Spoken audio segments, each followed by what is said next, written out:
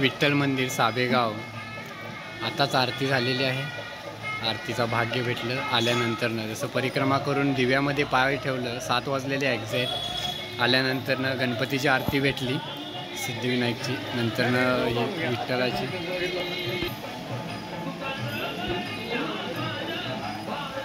पादुका आरती।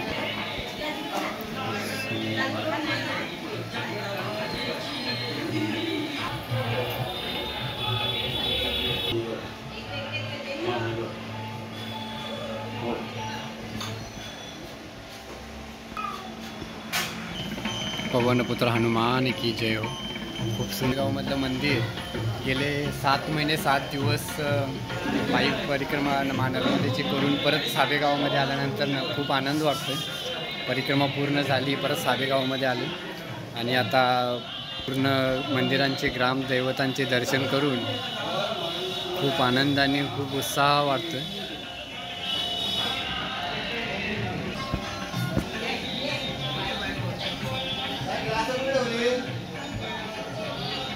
चिमुकलं बालसुद्धा आरतीसाठी आलेलं आहे, बघा त्याचा भक्तिभाव।